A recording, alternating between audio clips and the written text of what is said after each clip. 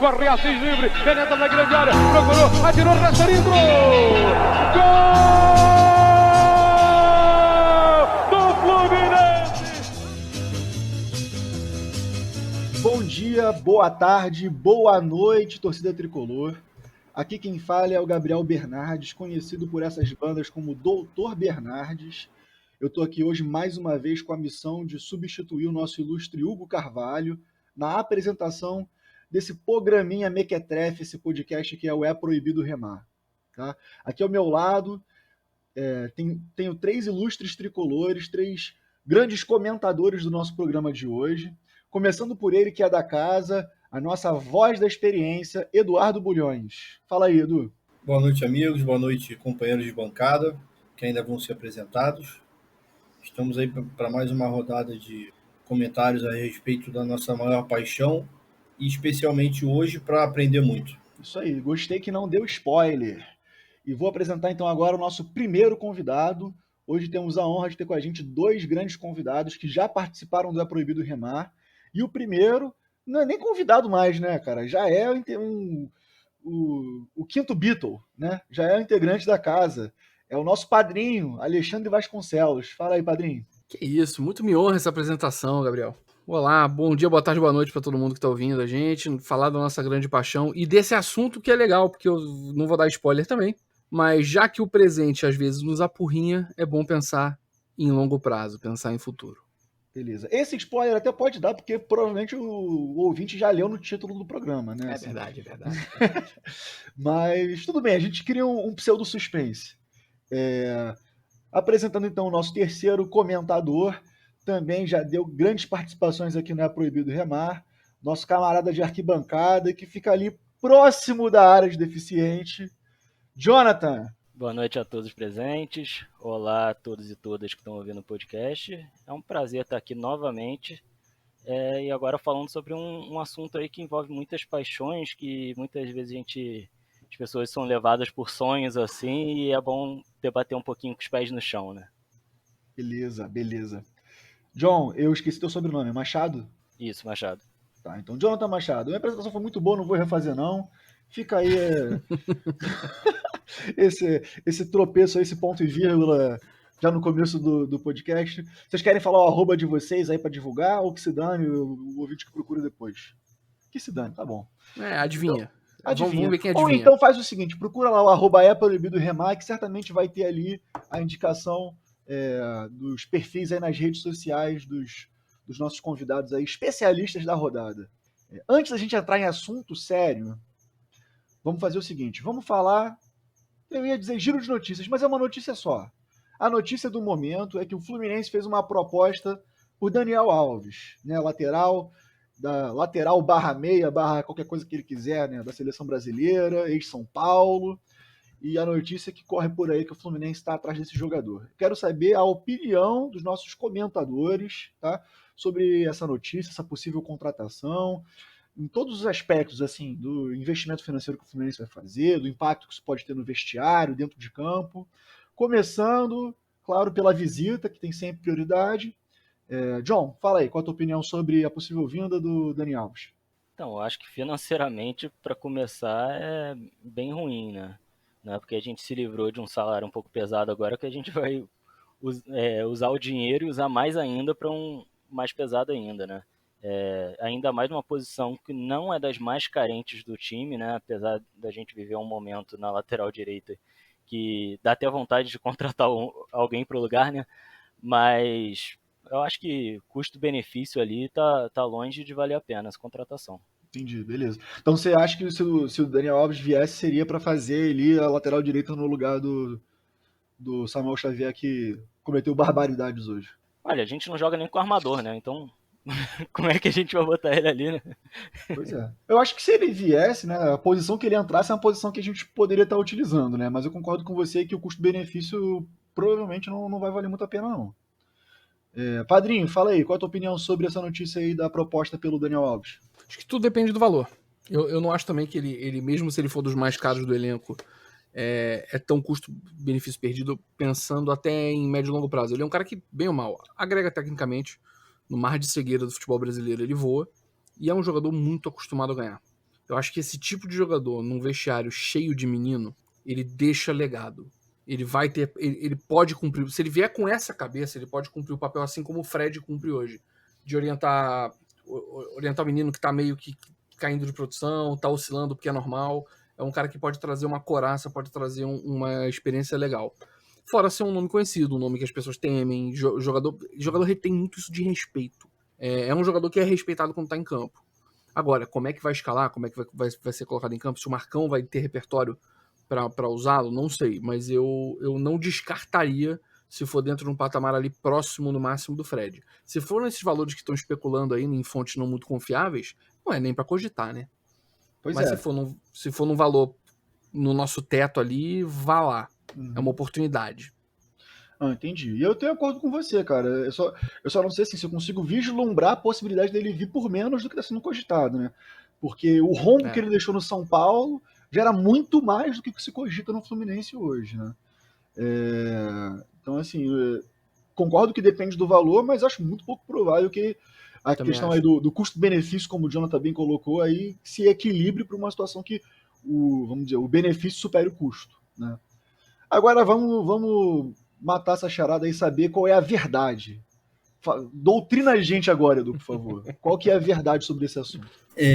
Não, eu concordo com a maioria das opiniões aí. Eu acho que não me preocupa nem um pouco a questão de vestiário, porque é um cara multicampeão e passou bem por todos os clubes onde passou.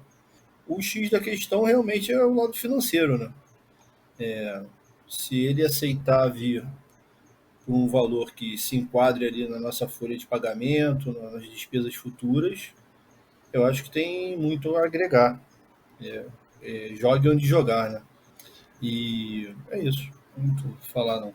Beleza. Tem um ouvinte barra colaborador barra professor de espanhol nosso aí que deve estar arrancando os cabelos agora ouvindo esse podcast.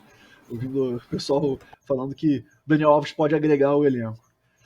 Mas fica o Só com mistério que... a questão salarial, eu acho que Falei. assim, obviamente ele vai diminuir bastante do que ele vá para onde ele for, ele vai diminuir bastante o salário que ele não recebia no São Paulo, né? Porque já é um outro Porque patamar. ele não recebia no São Paulo.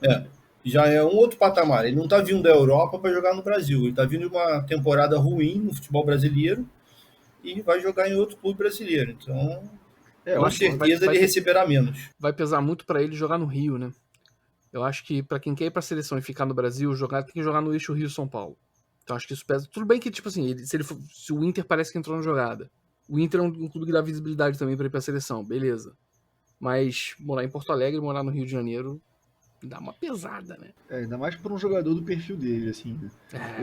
E eu acho que, assim, é um caso raríssimo de que se o cara ganhasse o default da FluTT, seria uma boa situação, né? Se ele ganhasse 200 mil ali, estaria valendo muito a pena. O default da FluTT é bom demais. Mas não é? Todo mundo que vem ganha 200 mil, cara. Todo mundo ganha 200 mil, cara. No Twitter, o time inteiro do Fluminense ganha 200 mil. Beleza, vamos falar de coisa séria agora, que não é a nova TechPix. Vamos falar do assunto principal do nosso programa de hoje, que é a Clube Empresa, a SA do futebol, a SAF, ou como eu gosto de chamar, a safadinha do Brasil. Eu quero saber dos nossos especialistas. Como o Edu disse, a gente está muito mais aqui hoje para aprender com eles do que para contribuir, mas a gente vai falar nossas groselhas também, porque a gente também não aguenta ficar muito tempo calado sem falar besteira. Agora, queria começar com o John perguntando, para dar assim, um pano de fundo para essa situação aí para o nosso ouvinte, de como surge a SAF em 2021, qual é o histórico da relação dos clubes com empresas, né, antes de ser sancionada a lei da SA do futebol. Eu acho interessante começar o tema por aí, porque a gente vai vendo que muitas vezes as parcerias, os patrocínios, as próprias empresas criadas pelos clubes se misturam. Alguns modelos vagam de um para o outro, depois voltam, então é interessante a gente pegar como contexto, porque desde lá de trás, década de 70, 80, o futebol vem sendo cada vez mais deficitário. E na década de 90 teve uma parceria que talvez tenha sido a primeira parceria assim, de nome que sacudiu realmente o futebol brasileiro, foi o Palmeiras-Parmalat, que era uma parceria de patrocínio inicialmente, que a Parmalat tinha como uma ideia global de investimento no futebol para crescer a marca, e realmente cresceu muito a marca entrando no Brasil, virou a mais vendida do ramo de laticínios, e também foi patrocinar a Boca Juniors. Penharol foi por todo mundo. Então, eles chegaram nessa década de 90, que era uma década que já tinha crescido muito o déficit do futebol, e estavam chegando alguns patrocínios por aqui, e logo depois veio a questão da Lei Bosman na Europa. Quem jogou L-Foot, quem jogou FM lembra da Lei Bosman, que, entre outras coisas, um marco que aconteceu ali foi que os jogadores europeus deixaram de ser extracomunitários na Europa. Isso abriu muito espaço para jogador brasileiro para lá, e isso começou a fazer fluir muita grana para o Brasil com venda de jogadores. Então, o primeiro grande interesse das grandes patrocinadoras, parceiras e tal no futebol brasileiro foi por causa de venda de jogador, e é uma coisa que a gente vai ver até hoje. Então a Parmalat, ela mudou um pouquinho seu padrão de parceria com o Palmeiras, cada vez entrando mais, tendo mais gerência sobre o futebol do Palmeiras e comprando jogadores, tendo o percentual dos jogadores, na época ainda era permitido, e fazendo essas vendas. O Palmeiras dominou não, né? Mas o Palmeiras ganhou muitos títulos na década de 90 com base nisso. No início da década de 90, acabei passando por isso, mas teve a Lei Zico, e a Lei Zico, ela facultou inclusive os times de futebol a virarem empresas ou a terceirizarem o departamento de futebol, ou criarem empresas paralelas para gerir. Ou seja, o clube empresa já existia. Essa possibilidade já era facultada, até porque já tinha acontecido lá fora em diversos locais, e aqui também era uma ideia, porque mais ou menos que o modelo de clube associativo não acompanhou a mercantilização do futebol, né? O futebol passou a cada vez mover mais cifras, e claro, o Estado também tem interesse porque a ideia inicial de fomento ao futebol meio que se perdeu. O Estado também tem interesse de ganhar mais dinheiro com isso. Na Espanha isso aconteceu, aumentaram os tributos e tal, isso aí a gente pode comentar mais para frente, mas a questão é que nesse histórico chegou no final da década de 90 e começou a entrar muito, muito investidor estrangeiro aqui no Brasil, e não era porque os times eram organizados, porque os times não eram organizados, mesmo assim os investidores começaram a botar dinheiro aqui. E eu posso citar vários casos. Tem o caso da ESL com o Flamengo, com o Grêmio, que botou muita grana nos dois times. Tem o caso do Bank of America com o Vasco, que foi um pouquinho diferente. E aí, lembrando, aí no finalzinho da década de 90 vem a Lei Pelé, que substitui muitas coisas da Lei Zico e obriga os times a virarem empresas. Então, existiu essa obrigatoriedade, tinha um tempo assim de adaptação. A gente sabe que mais para frente isso daí caiu, mas de início a maior parte dos clubes criaram empresas. Não sei nem se o Fluminense chegou a criar e deixou inativa, mas muitos clubes criaram empresa e nunca tocaram nela, né? Mas aí o Vasco criou uma empresa, transferiu a sua marca para essa empresa para o Bank of America gerir. O Bank of America tinha interesse em gerir a marca Vasco, investiu muita grana, inclusive não só no futebol, mas também no esporte olímpico. Tanto que nas Olimpíadas de Sydney, acho que 40% da delegação brasileira era do Vasco. E tem imagens assim muito curiosas. Vocês que já foram em jogo de vôlei comigo, tem uma imagem muito curiosa do Maracanãzinho, numa final Flamengo e Vasco, Maracanãzinho lotado, dividido ao meio, para assistir um Flamengo-Vasco no Maracanãzinho. Então o esporte olímpico foi fomentado também com isso. E aí outras parcerias, como a Hicks, que eu não vou lembrar o nome completo, é Hicks Mills e mais dois nomes aí. Hicks Mills e Tate Fruit. Isso, que foi com o Cruzeiro, com o Corinthians, que também era uma parceria envolvendo compras de jogadores, que quando eles vendiam jogadores, a empresa parceira ficava com 75% da venda. Essa empresa era de quê? Fundo de investimento, né? Era um fundo de investimento. Com esse nome, tudo bem. Segue. Era mais conhecido como Hicks Mills, são os sobrenomes dos sócios. É tipo formatação de escritório de advocacia. Entendi. E todas essas empresas vieram investindo também, vendo o sucesso da Parmalat, né? Então, a gente teve também o caso do Banco Econômico Excel, que não foi tanto uma parceria assim de até onde eu sei, de gerir o futebol, mas investiu no Botafogo, no Corinthians, no América Mineiro. Inclusive, o Túlio ter passado por todos esses times tem a ver com isso, porque o banco começou o Túlio não deu certo aqui, vamos jogar para lá, e o Túlio foi trocando de time. Então, teve esse caso de todos esses grandes investimentos, nenhum deles durou por um período longo. a Parmalat foi de maior sucesso, e nessa esteira também aconteceram 2 casos que foram emblemáticos em relação a realmente clube-empresa. Vitória e Bahia resolveram realmente criar sua empresa e realmente vender a empresa para, no caso, o Bahia, para o Banco Opportunity, de Daniel Dantas, que a gente ouviu falar nas páginas policiais mais para frente, Operação Satyagraha e tudo, e o Vitória com o Excel Group, que não é o Banco Excel que tinha patrocinado Vitória anteriormente, é outro grupo com um nome semelhante, que era um grupo argentino de, também, se não me engano, fundo de investimento. E foram 2 casos que é curioso, porque quando você pega essas parcerias, quase todas essas parcerias não deram certo no longo prazo. Até teve alguns títulos, o Vasco. O Vasco, inclusive, é uma coisa curiosa, porque o Bank of America ia gerir a marca do Vasco, mas o Eurico Miranda entra com o SBT na camisa numa final de campeonato sem consultar o Bank of America, né? Então não tinha como dar certo, né? Mas todas as parcerias ruíram, a ISL decretou falência, depois a gente soube que aquele foi a fagulha do FIFA Gate. A Parmalat também, acontece a mesma coisa, também decreta falência. O Parma acaba lá na Itália, né, que era o clube deles por lá. E com a crise cambial também acontece que quando todos esses grupos de investimento abandonam os clubes se veem pagando alguns gringos em dólares e simplesmente o valor explode, né, dos pagamentos. A consequência é que o Grêmio vai para a segunda divisão, o Corinthians não vai para a segunda divisão, mas depois ele consegue arrumar outro rolo para a segunda divisão, que é a MSI. O Vasco fica com questões jurídicas ali com o Bank of America, que se bobear ainda tem até hoje, e também acaba virando um time muito coadjuvante no Campeonato Brasileiro. O Flamengo, quem lembrar da década de 2000, lembra que o Flamengo foi coadjuvante durante muito tempo no futebol brasileiro também.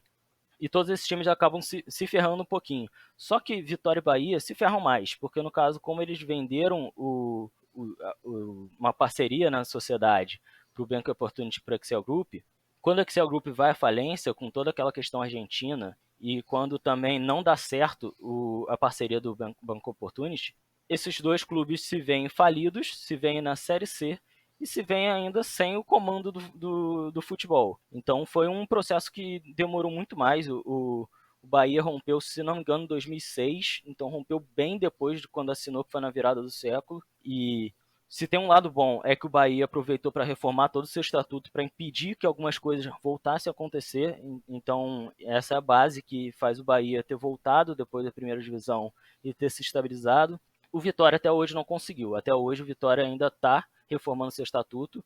O Vitória, ele no caso, o presidente era o Paulo Carneiro. O Paulo Carneiro vende o Vitória para o Excel Group e depois ele sai do Vitória e vai ser presidente da empresa, não do Excel Group, né, da empresa formada pelos 2, que é um tremendo absurdo, que a gente vê que existe um conflito de interesses, né? E acusam ele de ter recebido grana nesse processo e tal. Então, depois, quando o Excel Group sai do Vitória, o Vitória finalmente consegue, os sócios recompram algum esquema do tipo.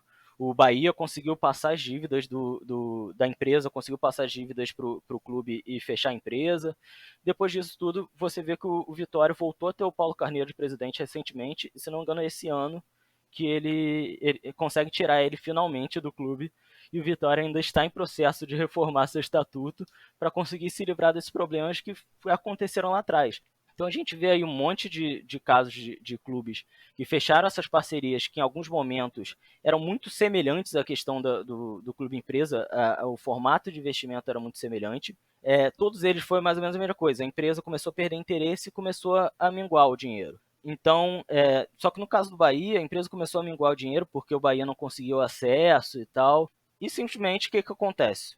Foi abandonado o clube e o Bahia não tinha não era dono do próprio clube, né? Então, eu acho esses casos importantes para a gente ver o que já aconteceu com algumas parcerias que eram muito semelhantes ao caso de clube-empresa, alguns clubes realmente empresa. Eu botaria, e a maior parte das pessoas não colocam o Fluminense nesse hall aí, eu não estava lá dentro, não consigo decretar algumas coisas. Mas muitas coisas foram bem parecidas com esses processos. A questão de trazer jogadores, principalmente o final, que o Fluminense acabou ficando com os gastos dos jogadores e acabou se ferrando da mesma forma. Mas alguns processos foram bem parecidos, da mesma forma o investimento não foi feito de uma maneira inteligente. Durante muitos anos deu para ver que o investimento ali era uma coisa pontual e rápida para receber retorno, e não teve retorno, e aí vinha um time bom, ano seguinte time ruim. Então, eu acho que todo esse histórico é interessante para a gente saber o que já aconteceu no Brasil, que já houve a tentativa de se implementar clube-empresa, que já há possibilidade dos clubes de virarem empresas já há muito tempo, e isso não foi utilizado porque simplesmente os casos que foram tentados não deram certo, e os clubes não têm interesse, porque também vai para um regime de tributação que vai ser mais custoso, você ainda tem que gerar dividendos, e o futebol, de modo geral, não é lucrativo. A gente pode falar sobre a Europa mais para frente, falar sobre isso, mas o futebol, de modo geral, não é lucrativo, você investe tudo que volta. Então, acabei falando um pouco demais, mas para dar a pincelada inicial, acho interessante falar desse histórico completo. Né? Beleza, João, beleza. Acho que foi legal esse pano de fundo que você trouxe. Só para tentar resumir, então, o que você falou, pelo que eu entendi, assim, tem um primeiro momento, começa com a Parmalat, depois vem outras grandes empresas em outros grandes clubes, né, que é mais assim de um investimento da empresa no clube, sem um vínculo formal entre os dois ainda. E aí depois, com a Lei Pelé, os clubes começam a criar suas próprias empresas, né, e isso começa a ser uma ferramenta de mediação entre o clube e a empresa.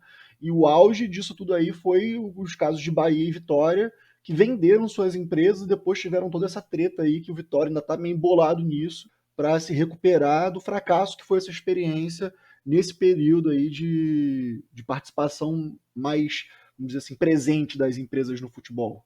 Foi mais ou menos isso. Isso, mostrar um pouquinho que essas empresas à frente dos clubes, algumas delas realmente geriram o futebol por completo, e muitas dessas empresas faliram. Então, quer dizer, a questão da boa gestão não é uma questão só que tange as associações, também tem questão de empresa. Não é uma certeza você botar uma empresa à frente do negócio. Eu não sei se é uma questão do Brasil ou do mundo, assim, a gente vive esse mito de que o que a gente chama de setor privado empresarial, né, é dotado já de uma boa gestão, enquanto o setor público ou um clube associativo é fracassado nisso. Não necessariamente, né?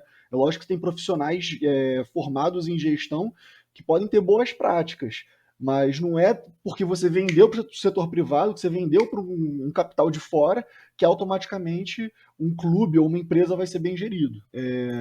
Como se empresas não quebrassem, né? Como se empresas não fossem mal geridas. Exatamente. Enfim. E aí eu vou passar a bola agora para você, padrinho. Assim, primeiro, se você tem algo a complementar desse pano de fundo que o John trouxe, eu queria que você emendasse já, assim, explicando para a gente a safadinha. O que é essa lei que foi sancionada parcialmente agora, né, pelo presidente da República? Qual vai ser o impacto que isso vai ter nos clubes de futebol do Brasil daqui para frente? Beleza. Gabriel, vou pegar alguns ganchos do que o John falou, acrescentando. Primeiro que o seu final, John, para mim, é o resumo do que deve ser o início dessa discussão. Achar que trocar modelo societário vai resolver qualquer coisa é um discurso totalmente falacioso, é um discurso totalmente frágil. É um discurso que, se a pessoa faz esse discurso com perdão da franqueza, ou ela não sabe do que ela está falando, ou ela sabe que está te tapeando, tentando te tapear. Então não é o formato societário que vai resolver qualquer coisa. O modelo, o formato, as pessoas que vão participar, o interesse do capital que está entrando ali, tudo isso importa tanto quanto o formato. E várias dessas maneiras de entrada podem ser utilizadas com o formato societário atual. Vários dos exemplos que você citou, John, não tiveram alterações tributárias ou societárias. Tiveram algumas cambalhotas que depois foram corrigidas com leis, ou em outros casos poderiam acontecer até hoje, mas são explorações de receitas em conjunto em troca de recebíveis futuros. Basicamente, o modelo que teve no Brasil até hoje foi esse, onde em alguns casos você tinha a cogestão, que era o caso do Palmeiras Parmalat, inclusive que o Angione sai do Flamengo e vai trabalhar no Palmeiras Parmalat e ganha Libertadores de 99, ele era o gestor do Palmeiras de 98 a 2000, e depois sai brigado lá e vai pro Fluminense. E em outros modelos você não tinha a cogestão da tomada de decisão do futebol, você tinha participação na receita, e basicamente eles iam atrás ou de receita com revenda de jogador, ou apostavam no crescimento das receitas de TV do futebol. Era ali que esses projetos, principalmente os dos anos 90 e 2000, miravam nisso. Venda de jogador e crescimento de receita de TV. Era esse o objetivo em geral dessas empresas. Botar dinheiro tentando buscar investimento de risco para poder levantar dinheiro em cima desses investimentos. E aí a gente começa a vir agora para os dias de hoje. O que é essa safadinha que fizeram? E acho que o apelido que você deu, Gabriel, é muito feliz.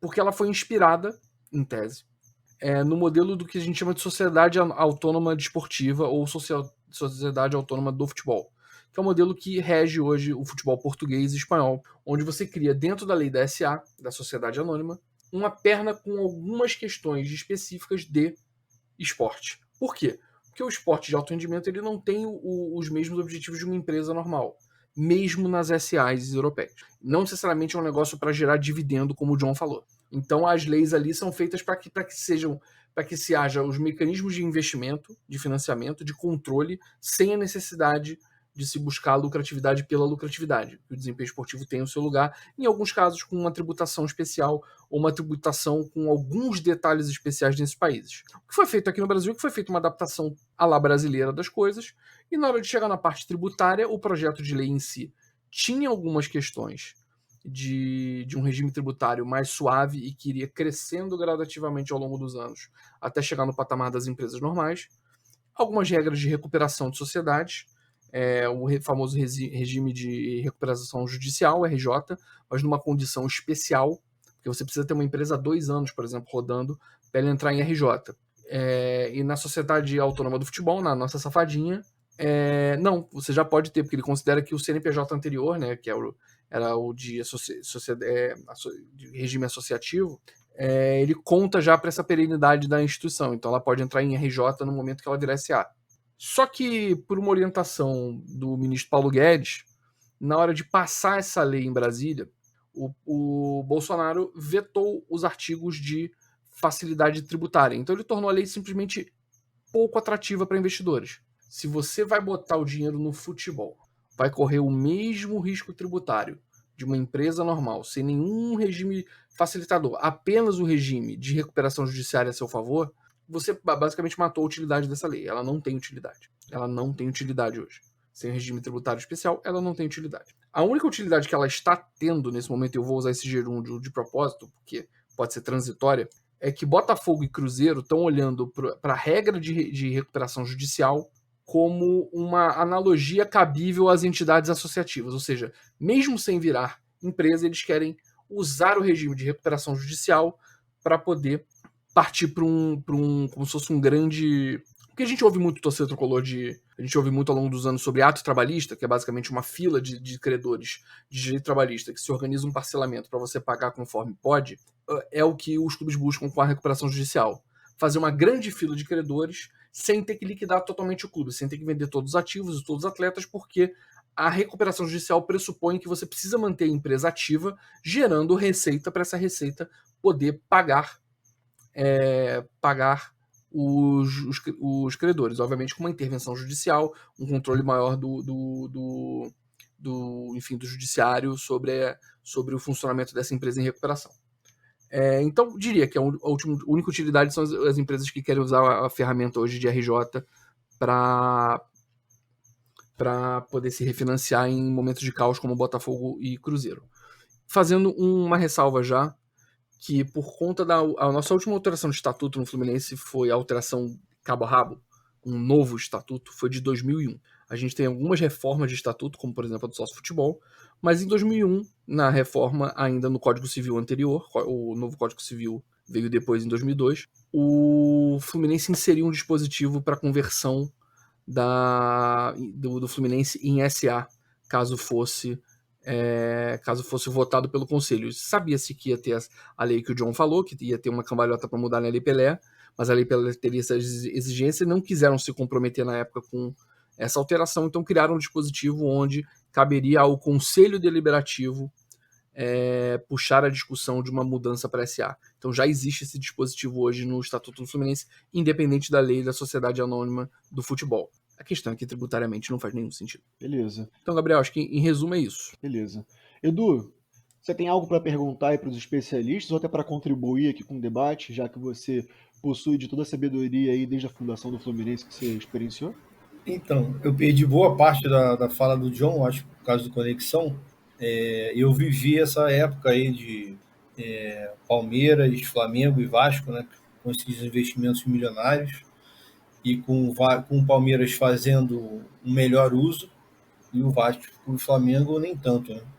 Mas o que eu tinha de ideia na época era que era algo muito parecido com a Unimed no Fluminense, um patrocínio assim para estampar a marca de camisa, aparecer o nome e não tinha ideia que existia coparticipação na venda de jogadores e cotas de TV e qualquer tipo de receita. Só queria confirmar se era realmente isso, Parmalat, MSI e National Banks, é isso? Que se essas três parcerias tiveram já um embrião ali de que a gente poderia chamar de clube empresa, principalmente com participação, né? O que não acontecia com a Unimed. Eu não diria que nesses casos, tirando os de Bahia e Vitória, você teve o embrião do que a gente chamaria de clube empresa hoje. Eu não classificaria.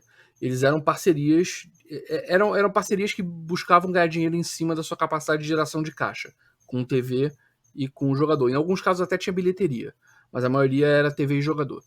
E vários tinham coparticipação, alguns eram proprietários 100% dos jogadores. Vários dos atletas do Palmeiras na época eram atletas Parmalat, então a Parmalat podia tirar do Palmeiras e botar no Benfica, podia botar no Parma, podia botar no outro clube que eu esqueci que era deles também, mas eram 3 clubes europeus que eram dessa rede. Acho que era Marselha. Marselha, exatamente. Então os jogadores podiam... Agora, a Unimed também tinha jogador Unimed no Fluminense, não tinha? Tinha. A Unimed tinha participação na pessoa jurídica. Uhum. Ela tinha participação nos direito direitos de imagem. Né? É verdade. Tanto que não era incomum ao longo desse tempo ter jogador que tinha um direito federativo no Fluminense com um valor irrisório de CLT e um valor gigante na PJ, até treinadores que passaram pelo Fluminense que não tinham nem contrato com o Fluminense, era um contrato só com a Unimed. Caramba. Eu queria aproveitar o gancho também para falar que até a questão é que o caso da Unimed é muito mais confuso, mas até a questão de ter pessoas responsáveis da Unimed dentro da gestão do Fluminense, como até denúncia no caso de vice-presidente e tal, que não podia, né, o caso do Sandrão lá e tal. Então a Unimed tinha inclusive pessoas dentro do Fluminense que opinavam, o próprio patrocinador opinava. Por isso que eu não quis deixar a Unimed muito separado desses casos, porque guardava semelhanças. Eu não diria também que é um embrião de clube empresa, né? Porque o embrião, na verdade, ele veio transportado lá da Europa, né? Mas eu diria que são casos que guardam semelhança e que talvez fossem os melhores dos dois mundos para cada lado, mas guardam semelhança, porque em muitos deles teve realmente a administração do futebol. E é o que a gente mais pensa quando fala de clube empresa, é a administração do futebol. Entendi. Sim, e justamente o que vai diferenciar um clube empresa do que foram esses experimentos é além da administração do futebol. É quando você administra o financeiro, a capacidade de financiamento, jurídico, dívidas. É isso que vai fazer diferença em relação a esses modelos. Exatamente. Que é o que muitos não estão preocupados, porque eles só querem saber do futebol e realmente a gente está preocupado com isso, né? Vamos pegar nossos queridos co-irmãos de bairro aqui do Rio, como é que Botafogo, né? Botafogo. E eles, a preocupação de parte da torcida é que o dinheiro ia ser investido em contratações, né? É que os aportes dos irmãos, que os irmãos Moreira Salles estavam capitaneando, eles iam entrar em contratações. E, na verdade, não era isso, né? Era para sanear a dívida de curto e médio prazo. Eles acharam que ia botar o Messi num barquinho para ficar remando pela Lagoa Rodrigo de Freitas, como se isso fosse acontecer algum dia. Não é o caso. Não é o caso. Agora, eu tinha uma pergunta para fazer, assim, eu acho que é uma dúvida de leigo, tá? Mas que eu imagino que muitos dos nossos ouvintes tenham também. Quando a gente pensa em clube empresa, já surgem todos aqueles boatos, né? Assim, uma empresa vai comprar o meu clube, né? O que essa lei da safadinha permite na legislação, né, que as empresas façam com os clubes? Qualquer coisa vai depender do estatuto do clube se defender de qualquer investida assim, de capital querendo comprar o clube? No meu entendimento, vai depender do estatuto dos clubes, vai depender da força do clube social e vai depender da capacidade de acordo. Uhum. Eu acho até que qualquer coisa extraordinária em um clube de massa vai gerar uma grita social muito forte e vai ser impossível de fazer. Ninguém vai pegar e comprar vou pegar um exemplo não tão... Ninguém vai comprar o Cruzeiro e vai pintar de vermelho e mover para sei lá, Vila Velha para virar um time do Espírito Santo. Isso não vai acontecer porque a sociedade brasileira não vai querer, e muito boa parte das vezes o investidor ele entra num clube pensando no capital social que ele vai ter, Uhum.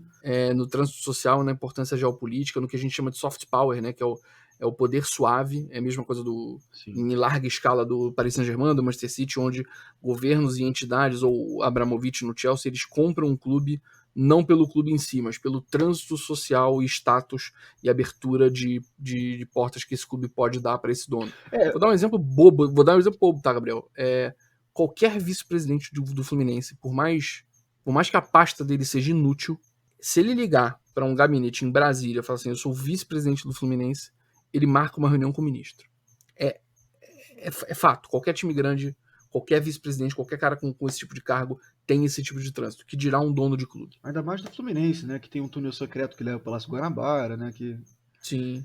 É um clube que historicamente, enfim, influencia para bem ou para mal alguns dos rumos do Brasil, e outras vezes ele é muito benevolente com os rumos desse país e perde parte do estádio, por exemplo, Exatamente. pro poder. Eu queria aproveitar e complementar também sobre essa questão do Cruzeiro contra as cores e tal, e sobre pode fazer de tudo. A lei foi até criticada por muita gente por não proteger tanto os clubes em Exato. relação ao que uma empresa pode fazer e tal, mas tem uma proteção que eles botaram ali que não é... Enfim, se o clube tiver pelo menos 10% do capital da empresa, ele tem voto decisivo para mudança de signos do clube, ou seja, escudo, ou mudar A de cidade, identidade, né? mudar Assim, de cores. tudo isso que faz esse vínculo do clube com o povo, se ele tiver 10% do capital ali, ele tá protegido, é isso? Isso, só que é bom lembrar, não é obrigado o clube ainda a ter esses 10%, né? Então, quer dizer, até isso pode ser perdido. É frágil. Você tá dando, na verdade, não é nem um golden share, você tá dando um votinho especial para alguns assuntos para a entidade que quiser reter com 10%. Você tá falando assim pro presidente do clube, olha só, esses 10% aqui você vende mais caro. É tipo isso. Né? Eu tô perguntando isso porque eu sei que existem modelos, por exemplo, o alemão lá fora, né, que assim, eu não sei os termos, né, de business para isso, mas eu sei que os clubes, na hora de decidir sobre esse tipo de questão, tem 50% mais um, né, isso tem que ter, sobre esse tipo de questão, assim, de nome do clube, cor da camisa, escudo, cidade do clube e tal, isso aí, a empresa não pode ter maior poder de decisão do que o clube associativo, que é acionista do clube empresa. Isso, e tem as duas cambalhotas que foram dadas lá, que até na Alemanha tem cabeça de brasileiro fazendo coisa, que é o Wolfsburg, que é um clube de uma cidade pequena, mas é a cidade que é sede da Volkswagen. Né? Então, os sócios Leipzig, do Wolfsburg, né? E o Leipzig, que era um clube até que quando ele era o VfB Leipzig, o Dunga jogou lá. Dunga vai para a Copa do Mundo como jogador do Leipzig. E ele tinha saído da Fiorentina, tinha ido pro Leipzig, se eu não me engano. E o Leipzig vira um clube que os sócios dele, eles fizeram uma rápida venda de cotas de sócio, compra e revenda de cota de sócio, e os sócios do Leipzig são funcionários de alto escalão da Red Bull. Então a Red Bull tem controle, né, do clube. É assim que eles têm a regra do 50+1. E é literalmente no Red Bull, é no limite, é 50+1. No caso do Bayern de Munique, por exemplo, 70% do capital é do Bayern de Munique, é da associação. E o resto Eu diria que tem mais... Tem Allianz, tem Mercedes, né? Tem várias empresas, né? Isso. Audi. Os patrocinadores em geral são sócios, eles não são só estampadores de camisa. A Audi, a T-Mobile, a Adidas. O Bayer Leverkusen tem com a Bayer, não tem? Então, isso que eu queria falar. Verdade. Tem mais cambalhota aí, né? Porque quando criaram a lei de 50+1, acho que foi em 99, tinham duas exceções que eles criaram uma exceção lá pro Leverkusen e pro Wolfsburg, que eram patrocinados desde o início pelas empresas. Inclusive, se não me engano, o Leverkusen, não lembro se é o Leverkusen ou o Wolfsburg, mas um dos dois não era nem originalmente da empresa, era dos funcionários, mas a empresa sempre patrocinou. É do Wolfsburg.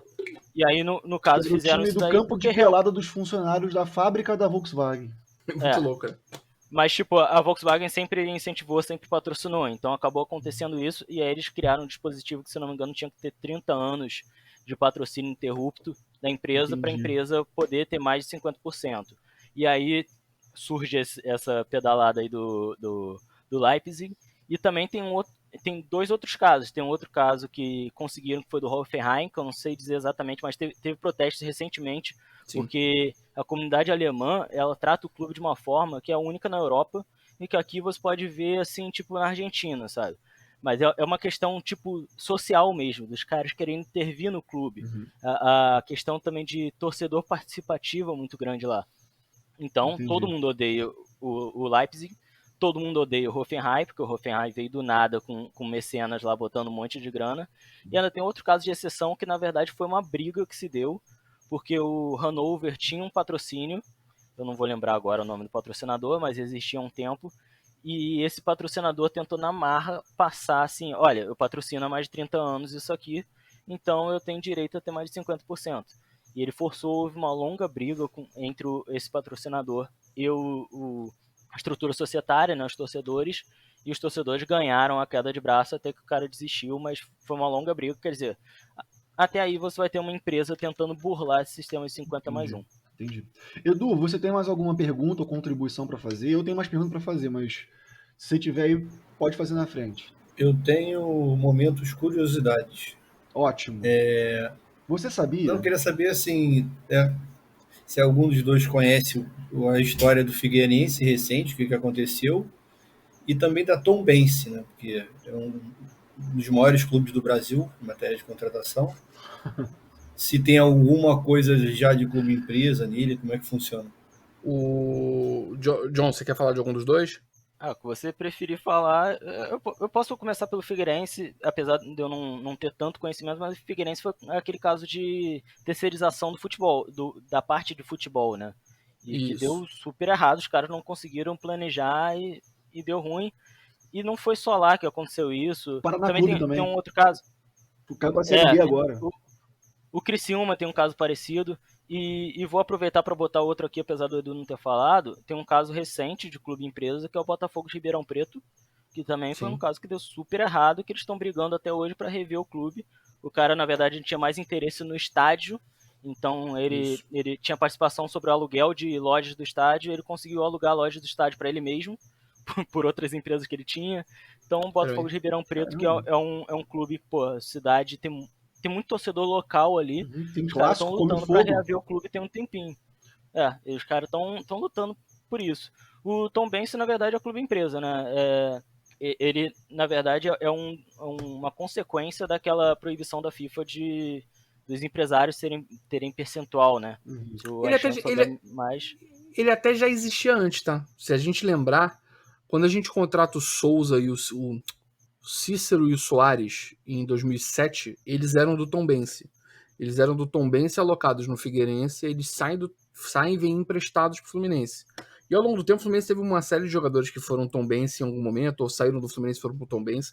Tombense é o clube do Eduardo Duran, e vários outros empresários tinham esse hábito de clubes, às vezes porque era um jeito do cara dar um retorno para a cidade dele, ou botar algum parente para ter alguma eminência política ali, virar vereador, daqui a pouco deputado estadual, e muitas vezes também era para hospedar contratos, mesmo antes de burlar isso que o John falou. Só para quem não conhece essa questão que o John falou, a FIFA proibiu há alguns anos que terceiros que não fossem clubes de futebol tivessem participação em atletas. Inclusive tem muito a ver também com a saída da Unimed, né? Assim, a Unimed, sim, né? Unimed, Crefisa. Vou dar um exemplo clássico aqui. Tem um investidor conhecido no futebol que nos anos 2010 foi muito influente, que chama Delcir Sonda. O Sonda, pra gente que para o nosso ouvinte que não são da região sul, o Sonda é dono da maior rede de supermercados do sul do país. E ele é colorado e ele começou a botar dinheiro para ajudar o Inter em contratações. Ele ajudou a tirar o Leandro Damião do Criciúma, enfim. E aí, tanto que ele foi conduzindo a carreira do Damião boa parte desse tempo. E quando você vê, esse cara tem muito mais poder que o clube, às vezes, numa negociação, porque ele faz adianta, o clube tá no sufoco, o clube vende 10% para ele do jogador, chegava na hora de fazer uma negociação de transação, a FIFA estava tendo que lidar com o clube, com empresa, e daqui a pouco com o empresário, daqui a pouco alguém chegava com uma certidão na mesa, virava uma confusão. Então a FIFA botou a bola no chão e falou, só quem tem clube pode brincar de jogador. E muitos empresários usaram o subterfúgio de abrir clubes para hospedarem seus atletas, só que no caso do Tombense já existia há mais de 10 anos esse coisa. E o mais famoso desses modelos no futebol sul-americano era um clube do Uruguai chamado Rentistas. O nome, inclusive, é sugestivo. Eu acabei de me ligar, eu nunca tinha me ligado nisso. Acabei de me ligar que o nome fazia maior sentido. O Rentistas, durante muito tempo, até hoje, na verdade, mas durante muito tempo foi muito importante, porque era o clube que tinha mais jogadores federados no futebol sul-americano, porque ele era da família Figuer, do Juan Figuer, dos seus sucessores, seus filhos hoje tocam os negócios. Então, por exemplo, o Dida, quando sai do Corinthians e vai para o Milan, ele é, na verdade, comprado pelo Rentistas do Uruguai, emprestado ao Lugano da Suíça para fazer uma quarentena lá que não podia entrar no campeonato italiano na época, e depois ele vai para o Milan. E era muito comum, que para quem jogava jogos de manager, só quando aumentaram o limite dos clubes para mais de 50 jogadores é que você passou a ver isso nos jogos de manager. Mas já acontecia desde 2000, 99, 98, enfim.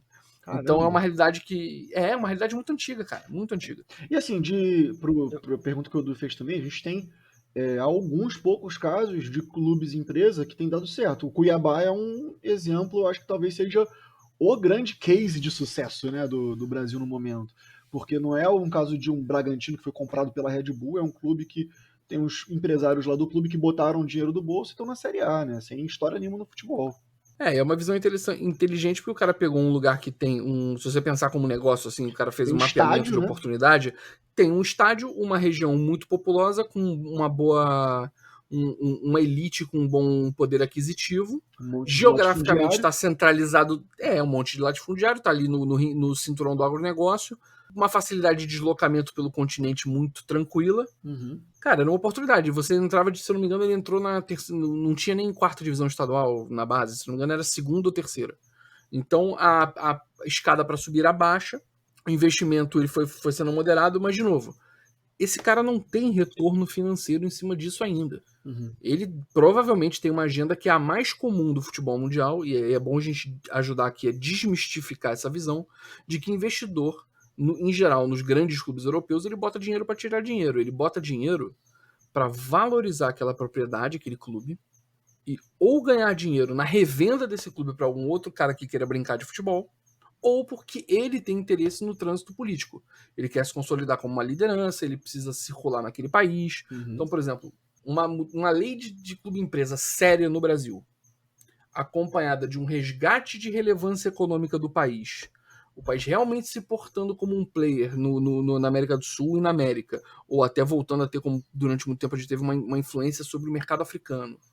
A gente começa a ser um player global da política, o que vai atrair esse tipo de investidor para querer adquirir um clube grande no Brasil. Entendi. O cara fala assim, eu preciso ser uma entidade importante no Brasil, porque no fundo eu tenho investimento de petróleo em Moçambique, e o Brasil é influente em Moçambique, eu preciso estar lá. Entendeu? E é assim que funciona Você boa falou parte do dos clubes e empresas vice-presidente na Europa. do Fluminense, né? Eu preciso conseguir ligar para o ministro da Economia e sentar com o Paulo Guedes para mandar ele parar de vetar a lei a lá caralho. Isso, o cartão é muito forte. E aí você tem nessa seara desses objetivos, eu até para ajudar, eu separaria, já fazendo uma mini palestrinha rápida, juro que não vou tomar muito tempo, mas é que eu separaria os objetivos de alguém que compra um clube em 3. O primeiro é essa questão do trânsito social, vai desde o soft power da política macro lá, que é o Qatar comprando o Paris Saint-Germain para atenuar a visão de um país extremista, um país um pouco mais extremista na Península Arábica, ou Manchester City, ou Abramovich, que é mais um trânsito pessoal para tentar fugir lá do Putin e circular na Rússia, e circular na elite britânica. Você tem o cara que quer comprar aquele ativo para valorizar, ou seja, ele vai botar o suficiente na operação para aquele clube andar sozinho. Vou dar exemplos, tem N exemplos hoje na Premier League, que são assim, o cara bota para ganhar relevância social, perde fôlego, o investimento da Premier League começa a crescer, ele não acompanha, ele larga de mão. Então, esse é um dos riscos que acontece nesse modelo. Então, você tem esse cara que tem interesse no trânsito social, você tem o cara que quer valorizar o ativo para vender para alguém que queira brincar com ele depois, e você tem o cara que quer tirar dinheiro da operação. De cara, eu já te falo, o cara que quer tirar dinheiro da operação em algum momento, tirar dinheiro grosso da operação em algum momento, é o mais perigoso. Porque é, grosso modo, o que mais se aproxima aos modelos que o John citou recentemente. Onde o cara apostava que ia crescer o bolo e ia tirar uma fatia para ele. E futebol não é para isso. Os grandes exemplos do futebol europeu, onde o investimento deu de alguma forma certo, não é em busca de dividendo ou ganhar dinheiro com venda de jogador com direito de TV. É a valorização daquele ativo. Beleza, entendi. Gente, eu queria aproveitar rapidinho o gancho que ele falou sobre sobre política, envolvimento da política, sobre rentistas, para falar rapidinho do Chile, que o Chile foi um caso curioso, que o clube empresa lá foi uma questão assim orquestrada, né? Que a obrigatoriedade de virarem clubes empresa foi orquestrada porque de um dia para o outro se inventou lá que não, tem uma dívida aqui de todos os clubes sobre premiações de atletas, isso aqui nunca foi cobrado, vamos cobrar hoje. E aí de um dia para o outro todos os clubes estavam quebrados. E isso aí foi do grupo político do Pinheira, Sebastián Pinheira, presidente do Chile. Depois o Sebastián Pinheira, torcedor da Laú, compra a empresa do Colo-Colo. Então, quer dizer, o cara não é torcedor, né? Ele compra a empresa do Colo-Colo, Colo-Colo ganha título, ganha Libertadores na época, e ele usa o Colo-Colo de trampolim para depois virar presidente. Então, isso aí, você já vê o uso político do Colo-Colo. Não que esse uso político não aconteça também em clubes associativos, como aconteceu com o Macri, por exemplo. Mas o Pinheira claramente orquestrou isso e foi para um clube rival. E o Chile também, com o lance dos clubes empresas, por questões fiscais, que aí obviamente não vou saber detalhar, mas o Chile, vários clubes médios, se tornaram clubes trianguladores. Então muitos jogadores que iam ser vendidos da Argentina para a Europa iam para o Chile, assinavam lá no Chile e eram revendidos por questões fiscais. Entendi. De evasão fiscal. Então o Chile exemplifica bem, e o Chile sempre foi um país que era relativamente terceira força, ali brigando terceira força na América do Sul com o Uruguai, e que você vê que está vivendo um período horroroso, porque financeiramente foi um desastre, as dívidas aumentaram. Assim como na Espanha, as dívidas também aumentaram, os clubes viraram empresa. Então isso aí é um exemplo, não é certeza, sabe?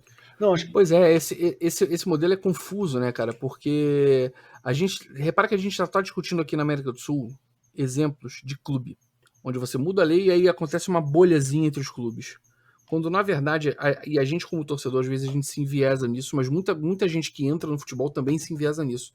Esse negócio não é um negócio nível clube. Esse negócio só dá dinheiro, só se reorganiza, só começa a crescer se você organizar todo o ecossistema. E aí você cria um ecossistema torto, no nosso caso hoje é um ecossistema que privilegia a concentração de valor na mão de poucos e uma pulverização política da força.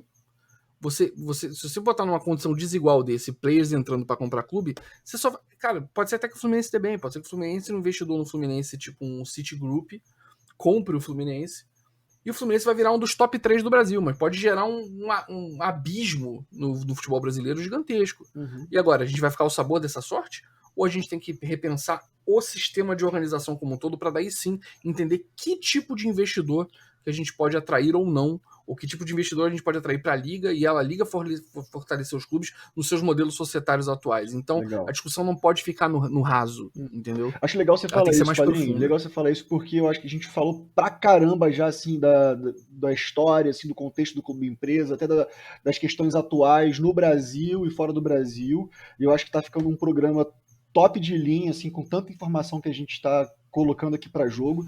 Mas eu queria trazer de novo agora, assim, o assunto pro Fluminense, para entender, assim, como é que a gente dialoga, então. A situação do Fluminense atual é uma situação complicada, bem delicada, que tá todo mundo careca de saber, né? E existe uma linha de pensamento, uma ala da torcida, até mesmo assim da sociedade, que acredita que o clube empresa seria um caminho de solução para esse tipo de situação que o Fluminense vive. Pelo que vocês estão explicando pra gente aí, eu já diria que, assim, em primeiro lugar, não necessariamente, em segundo lugar, com a safadinha de jeito nenhum. Eu queria que vocês desenvolvessem um pouco mais sobre isso, assim, considerando esse cenário, quais são as alternativas do Fluminense em cenário de clube empresa ou não, qual é a alternativa, né? E pegando essa pegada que você falou agora também, né, Padrinho? Assim, se a solução para o Fluminense, para o futebol brasileiro, não é pensar em nível de clube, o que o Fluminense precisa começar a pensar para mexer essa engrenagem aí que é do ecossistema, que não é só para dentro da casinha, que é para fora também. Eu gostaria de começar porque eu acho que o Alexandre Manda vai bala, ter mais manda para falar bala. sobre o Fluminense. Então eu queria começar falando que esse negócio dos interesses dos investidores que ele falou se aplica muito ao Fluminense, para a gente pensar qual o interesse de alguém investir no Fluminense. Para começar, a gente tem 3, no momento, nesse ano de 2021, a gente tem 3 altíssimos investimentos no Brasil que não vão se pagar. Quer dizer, um vai se pagar porque o dinheiro vem de uma fonte infinita que é cota de televisão. Mas os outros 2 não vão se pagar diretamente ou, no máximo, vão se equalizar no fim das contas. Ninguém vai tirar lucro disso, pelo menos financeiro, pode ser de capital político. Então, pensar quem vai chegar no Fluminense e vai botar grana no sentido de ter o desenvolvimento esportivo, de chegar lá, ganhar título e bater de frente com esses clubes. É muito complicado. Talvez o interesse fosse qual? Xerém. E aí, quando o interesse é Xerém para captar dívida, a gente, para compensar, você investe para compensar, você capta dividendos, né? Se fosse para pensar Xerém, a gente já tem uma dificuldade hoje de querer... Pô, a gente precisa receber dinheiro para pagar dívida, mas também a gente precisa usar esses jogadores aqui para nos dar retorno. E a gente já tem essa dificuldade. Quando, além de pagar dívida, você ainda coloca nesse meio aí gerar dividendos, começa a ficar um pouquinho mais esquisito o cenário, começa a ficar mais apertado. A necessidade de vender aumenta. Uma coisa que as pessoas não pensam sobre sucesso é que o sucesso financeiro no futebol, às vezes, não precisa ser o sucesso esportivo. Tudo bem que uma Copa do Brasil paga muito, mas às vezes você diminui o investimento e também diminui as receitas, você consegue ter uma margem maior do que se você investir muito e de repente não conseguir o título, que é mais difícil. Então, eu cito, por exemplo, o exemplo do Manchester United, apesar de agora as coisas terem mudado, porque apareceu a oportunidade ali do Cristiano Ronaldo para eles, que junta muitas coisas, né? Na questão de marketing, muitas questões. Mas a família Glazer é odiada no Manchester United há muito tempo. Por quê? Porque a família Glazer, depois que acabou ali a era Ferguson, que o Manchester United ficou meio sem saber para onde ir, eles que chegaram e falaram: não, a gente não vai enfiar um monte de grana nisso aqui para isso voltar a ser superpotência. Se tá assim e tá legal financeiramente para mim, vai continuar assim. Não importa o que os torcedores estão falando. O Milan foi um pouco disso também. Que o Milan, no caso, foi um investimento que se não me engano, não sei se era chinês, Filipina, Tailândia, não lembro de onde era. O investidor simplesmente pediu dinheiro para uma empresa para conseguir tocar os negócios e perdeu o Milan para essa empresa porque não conseguiu pagar. E essa empresa é a empresa do Elliott, uma empresa de investimento norte-americana que investe em qualquer coisa, né? Os caras tentam tirar dinheiro de qualquer coisa. E simplesmente o Milan também ficou um tempo sem nenhum investimento muito forte. Então, esse é o primeiro lado que a gente vê. Por que investir no Fluminense daria dinheiro? E o outro lado é que a gente vê que quem se interessa, quem tem grana, se interessa no futebol, não só aqui, mas principalmente aqui, é gente que já está naquele meio. Então a gente viu isso no Palmeiras, o Paulo Nobre foi um cara que investiu dinheiro, e o cara já estava lá. A gente está vendo isso acontecer no Atlético. E para quem acha, esse cara, mas o Paulo Nobre entrou, fez uma boa gestão, beleza. No Atlético estão investindo, vai fazer uma boa gestão, beleza. Mas um dos caras que investe no Atlético, por exemplo, o dono do Banco BMG, que é o Ricardo Guimarães, ele já foi presidente do Atlético. Ele rebaixou o Atlético. Então ele é dito o pior presidente da história do Atlético. E é o presidente de uma patrocinadora / investidora. Então, provavelmente, se alguém se interessar em comprar o Fluminense, comprar outros clubes, provavelmente vai ser alguém que já está naquele meio. Então, a parte da falácia de você livrar o clube daqueles antigos caras que já estavam ali, isso não existe. E, inclusive, a lei faculta, a lei da SAF, ela faculta que credores do clube possam transformar essa dívida em parte societária, em caso que vire clube empresa, né? E aí a gente lembra que durante muitos e muitos anos, quem emprestava dinheiro para o clube quando estava precisando eram esses caras que estavam ali. Então, esses caras têm uma porta aberta para virar donos do clube. Inclusive tem uma teoria de que o que está acontecendo no Atlético hoje é isso, né? Então, teve até uma entrevista que eu até me surpreendi com o despreparo de quem entrevistou. Quem entrevistou não foi da BMG, foi algum outro dos 4 R's que eles chamam lá. Tem MRV, né? Foi o Merim. Foi o Merim. Entrevista e fala: você não está preocupado com o crescimento das dívidas do Atlético? Só que as dívidas do Atlético são com ele. Quer dizer, aí ele ainda cita: não, mas eu não estou muito preocupado porque o patrimônio do Atlético é muito grande. Com o estádio, o patrimônio vai ser mais de 1 bilhão, então é maior do que a dívida. Só que o estádio é construído também por ele. Também está gerando dívida com ele. Então as coisas se misturam de uma maneira que é muito curiosa.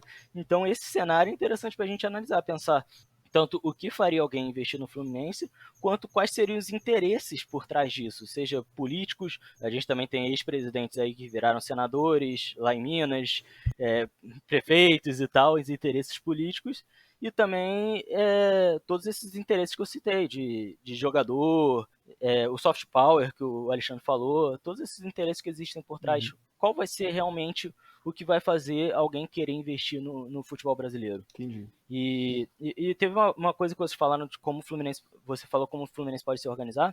Eu não vou entrar muito nisso porque eu já falei bastante, mas uma das coisas mais importantes é a redistribuição de cota de TV. Isso aí, na minha opinião, é a pedra fundamental dessa questão. Tenho 100% de acordo com isso, João. Mas fala aí, padrinho. Vou partir do que o John falou, desse teu último ponto. Eu tenho algumas discordâncias com o que ele falou. Não é nem discordância, eu diria que são adições ao que ele falou. Mas eu vou partir dessa questão do GTV. A gente tem que entender em que momento que a gente está hoje, no futebol brasileiro, como um todo. A gente não está jogando ainda o jogo da guerra do streaming e a gente não está jogando o jogo das fusões e aquisições no futebol.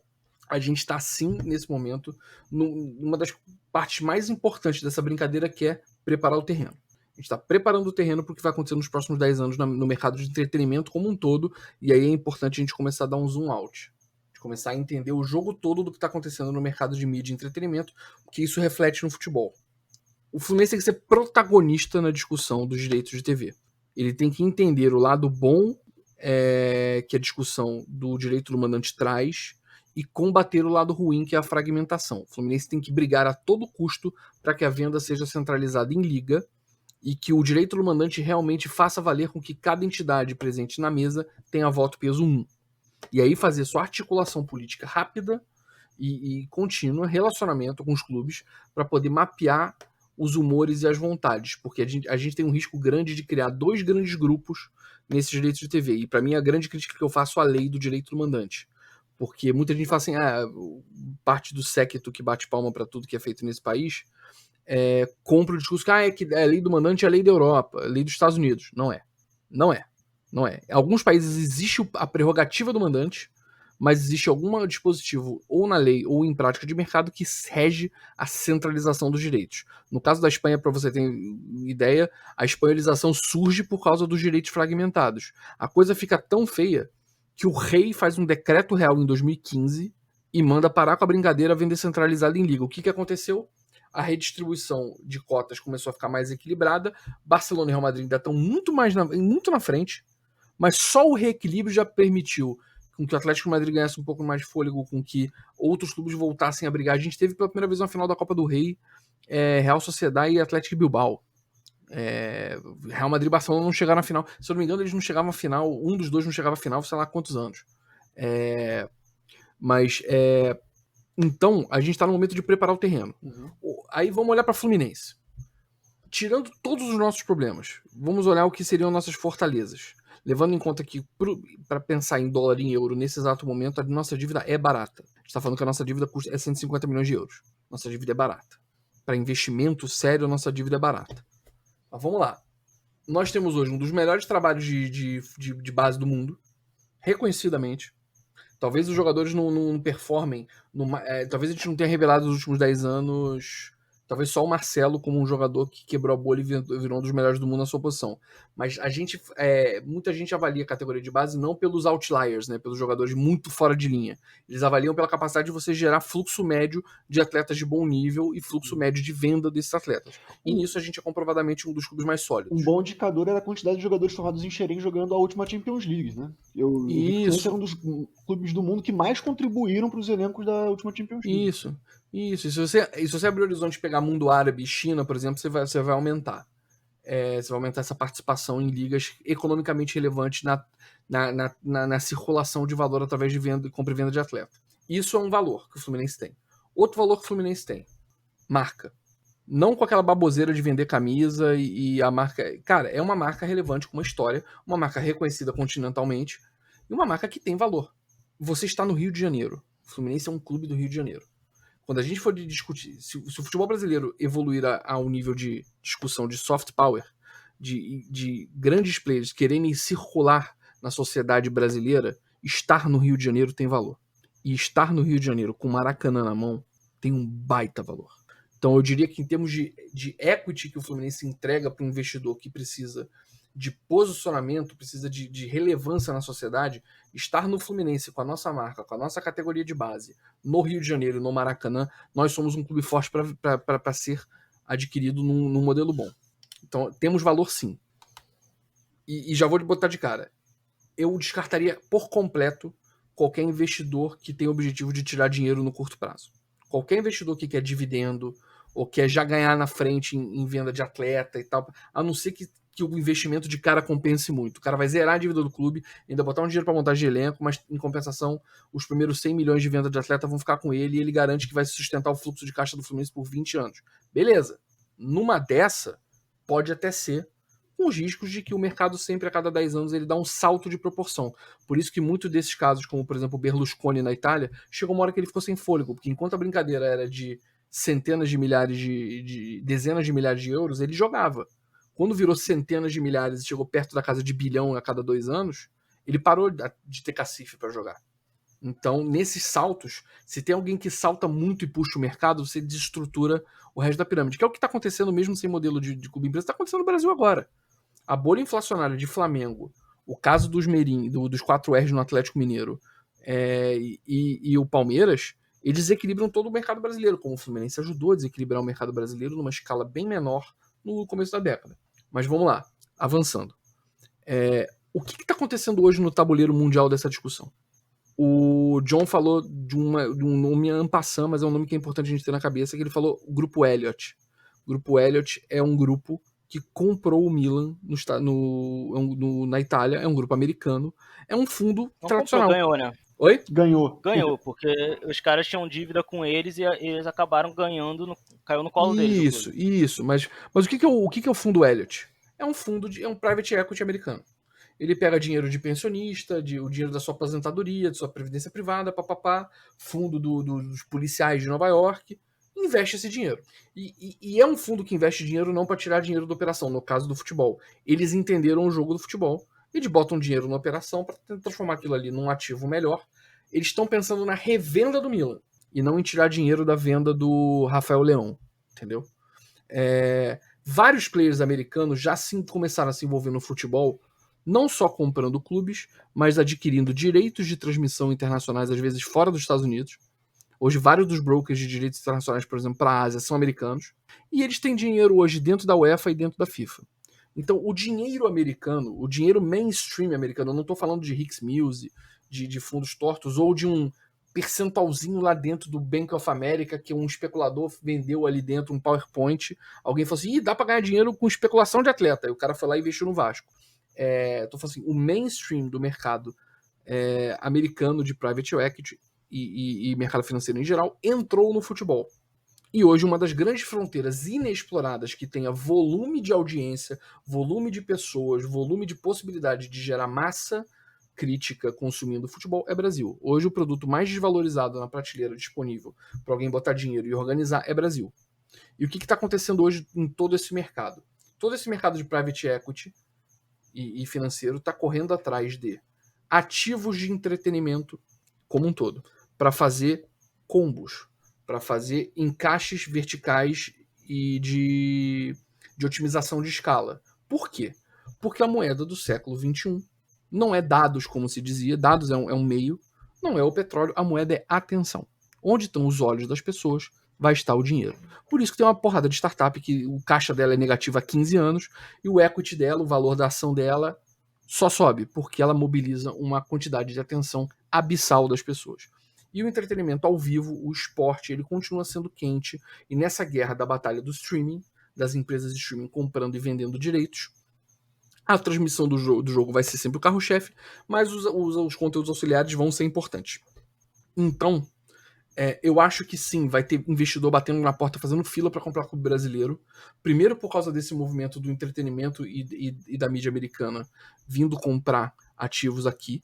Já existe essa sondagem, tá, gente? Aí eu tô falando, não é chute. Já existe desde 2018 dinheiro americano e dinheiro especializado em fusão e aquisição do mercado europeu, batendo na porta do Brasil, oferecendo projetos especulativos para tentar ver como é que funciona o mercado. Vou te dar um exemplo.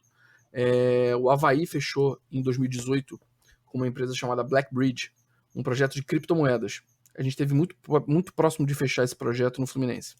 E eu acabei criando amizade com o Alexander Jarvis, que é o investidor que trouxe esse projeto. A gente acabou não fechando, mas a gente sempre troca uma ideia. E ele participou de fusão e aquisição de clubes ingleses de segunda ou terceira divisão.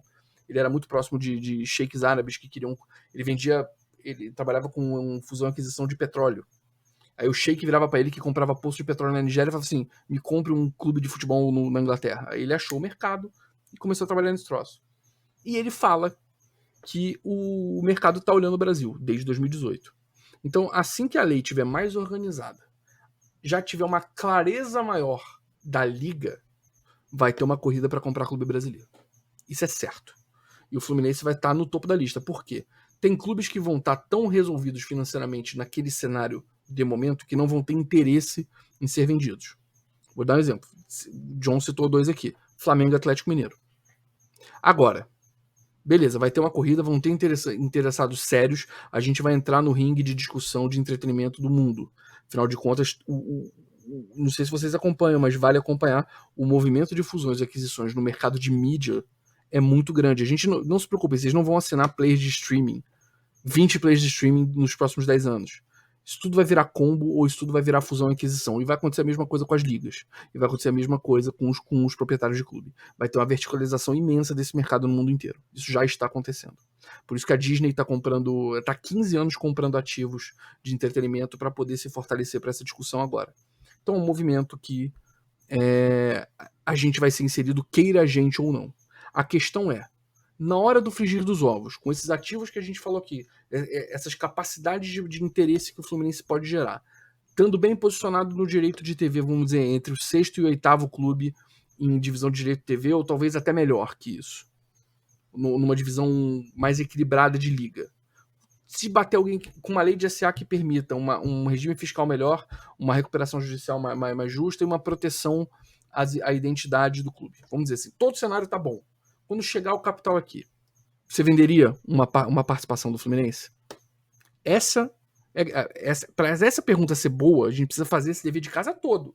Entender o que está acontecendo no mundo, para onde o dinheiro está indo, para onde o dinheiro está circulando no futebol, começar a preparar o clube para essas discussões importantes de direito de TV, de concessão de Maracanã, jogar esse jogo nesse nível para organizar a casa, para quando chegar na hora a gente ter o direito de escolher o melhor modelo. Porque mesmo com isso tudo que eu falei de bonito, se tudo acontecer no melhor cenário, se a gente pega um investidor ruim, no modelo ruim de contrato, destrói o Fluminense.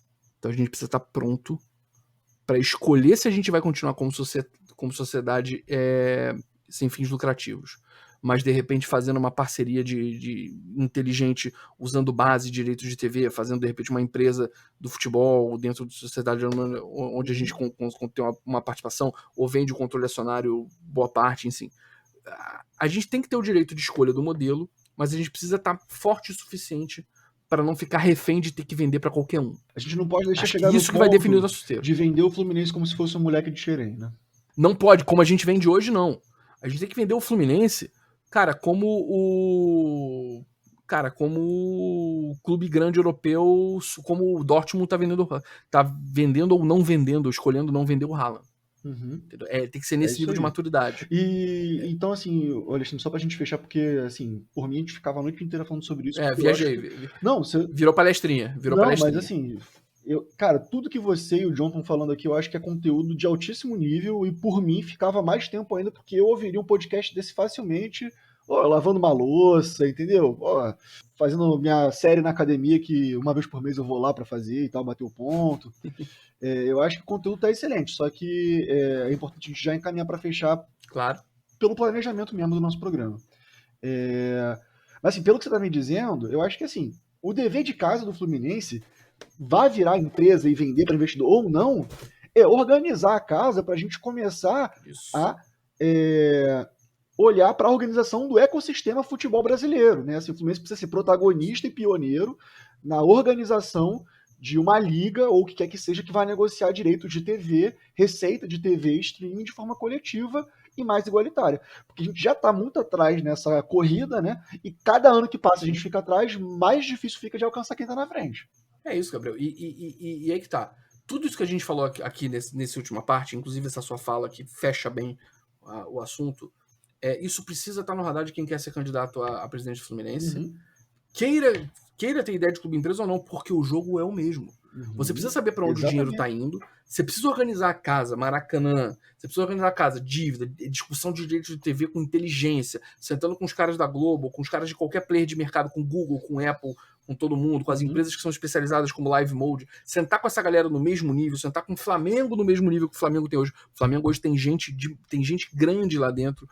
Que estudou esse mercado, viajou pela Europa, foi conhecer como funciona nos Estados Unidos. Tem gente que estudou esse troço lá dentro. Por isso que o Flamengo tá 2 cartadas sempre na frente. A gente precisa igualar essa cartada. Então, quem se propuser assumir o Fluminense em qualquer modelo a partir de agora, ou entende esse jogo, ou a gente vai ficar na maré que nem camarão que a onda leva.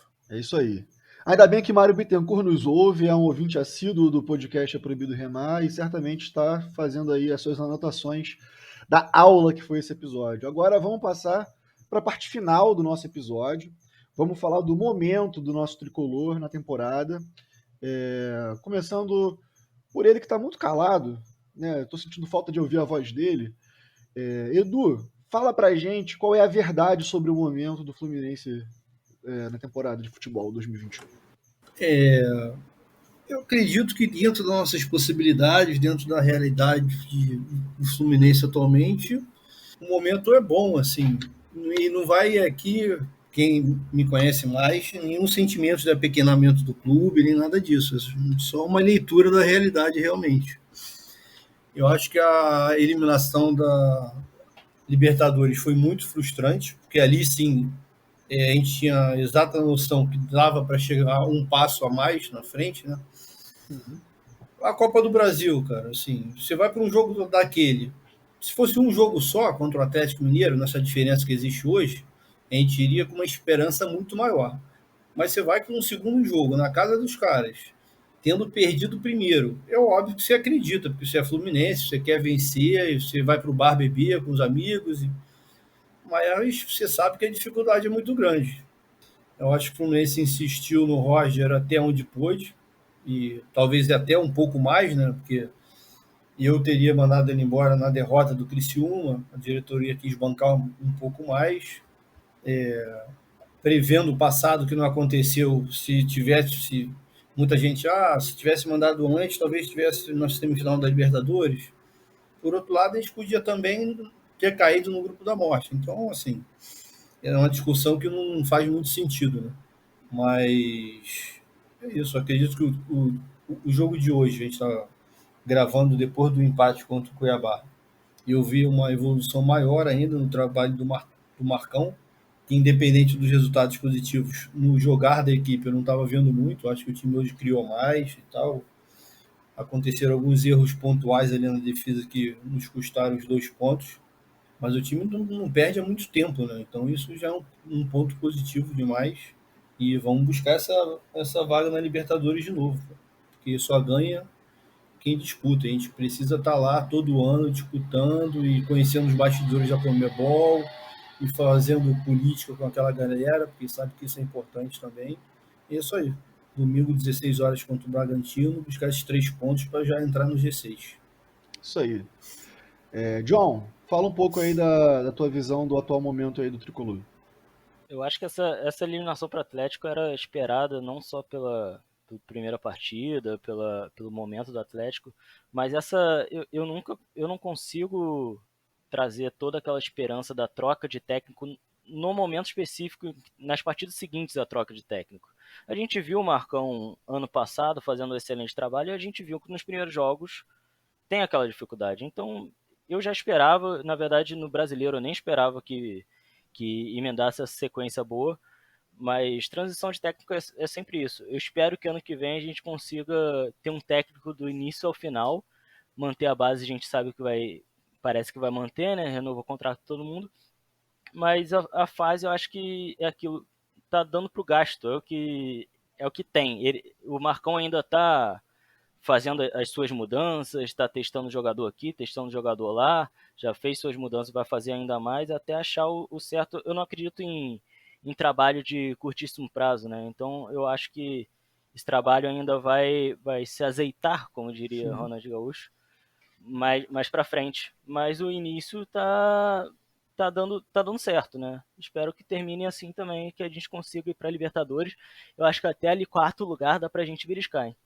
Beleza. E padrinho, agora fala aí a tua palavra sobre o momento do Flu. Para não ser redundante, porque eu tô totalmente de acordo com a voz da experiência e com o John,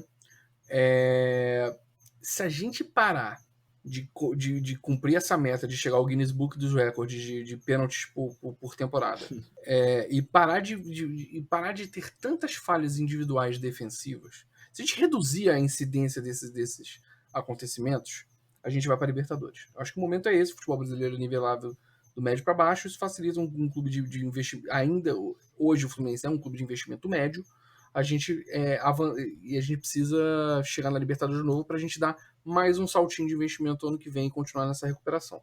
Então é parar de dar bobeira com a frequência que a gente dá, só isso. Beleza, falou, tá falado. E aí o investidor que tá pensando em comprar um clube no Brasil, quer fazer dinheiro fácil, entra lá no site da Betano e aposta que o Fluminense vai cometer um pênalti no próximo jogo, que o dinheiro é certo. Esse aí a odd deve ser menos de 1, cara. Será? Quero ver. Será? Quero ver. Deve ter algum depois. site de aposta aí desavisado, que o cara não fez a pesquisa direito, você vai fazer um dinheiro fácil ali. Pode entrar lá e botar o dinheiro que eu garanto. Não. Deve ter um Fluminense 6 jogos sem cometer pênalti, paga 1.100. Paga toda a dívida do Fluminense. Beleza. Vamos encaminhar então agora para os finalmente. Aquela hora que a gente faz a média, manda um abraço, né, manda um alô para a mãe. Vou começar pelos convidados. Vamos fazer a ordem inversa agora então. Padrinho, manda o teu abraço aí. Cara, meu abraço para toda a torcida que estão nos ouvindo no programa mais uma vez. E especialmente para minha esposa, minha querida mulher, Carol Berger, Flu por Elas. O único arroba que eu vou fazer mexer, mesmo, arroba Flu por Elas. Instagram que fala de Fluminense e Twitter também, né? Mas no Instagram, especialmente, que fala de Fluminense com a voz das mulheres.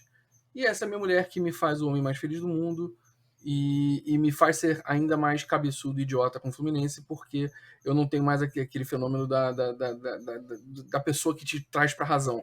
Ela é pior que eu. Então, é isso. Um beijo para a Carol Berger, que está me aguardando no quarto ao lado. Show de bola, média muito bem feita. John, faz a tua agora aí, manda o teu abraço. Queria agradecer pelo convite. Então, um abraço para todo mundo aí que tá escutando. Eu acho que foi bem proveitoso o papo aqui, apesar de eu não ter falado assim 20% do que podia ter falado por causa do tempo. Isso aí dá 10 episódios. A gente faz a parte 2 depois. Isso aí. E agradecer e falar de qualquer forma, se qualquer modelo, eu acho que a base é a democracia, a participação da torcida. Então, eu acho que a gente ter cada vez mais voz dentro do clube, mais participação pelo estatuto, ajuda a gente a conseguir fiscalizar, seja quem for que estiver à frente do Fluminense, né? Então, meu recado final é esse. Eu vou aproveitar para deixar um seja sócio aqui no final, né? Já que o Hugo Tati não está aqui hoje, você faz o papel dele. Isso aí, seja sócio, vamos contribuir para um Fluminense melhor, vamos participar da vida política do Fluminense também, porque a gente é torcedor, não é cliente, né? A gente tem que ter essa participação. E um abraço para todo mundo aí. Posso só... Puta, depois dessa fala eu vou ter que fazer um adendo. Pode, claro. Adendo simples para fortalecer a posição do sócio futebol, hein? No final de contas, quem decide essa história de empresa ou não, caminhos ou não, é o sócio. Isso só vai ser possível com a Assembleia Geral convocando o sócio futebol para opinar nos rumos do Fluminense. Então, desde já, a gente tem que cobrar transparência em qualquer assunto que surgir desse tipo. A gente precisa entender a fundo o modelo, quem são as pessoas, e isso é um dever nosso de sócio, de convocar mais tricolores a sermos sócios, porque, cara, o corpo e a alma do Fluminense estarão em jogo nos próximos anos. Então, quem for sócio vai ter a oportunidade de influenciar mesmo nesse destino. É isso aí. Edu, manda o teu alô aí, se tiver acordado ainda. Alô. Um abraço aí para os nossos ouvintes. Obrigado aí para os convidados para essa aula que nos deram hoje. E vai um apelo aqui à torcida do Fluminense para a gente faça uma corrente aí e que não deixe chegar na nossa diretoria a notícia que o Thiago Neves está livre no mercado. Vamos torcer para que ele assine logo com o clube, para que a gente durma tranquilo. Um abraço e boa noite. Algum hacker tem que sumir com o celular do Angione. Alguém consegue deixar o Angione incomunicável 72 horas?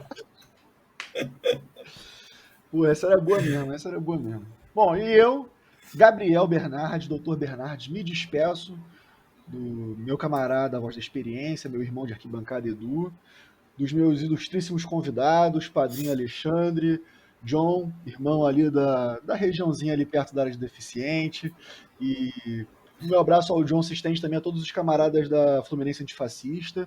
Seguimos aí na luta, sempre caminhando juntos por um Fluminense e um país mais democrático. E um bom momento ao ouvinte tricolor, que eu não falei no começo e não podia faltar no final. Esse é o É Proibido Remar. Acompanhe a gente. Semana que vem voltamos aí com mais um episódio ilustríssimo falando de Fluminense. Um abraço. Corre Assis livre, penetra na grande área, procurou, atirou, Rasterinho,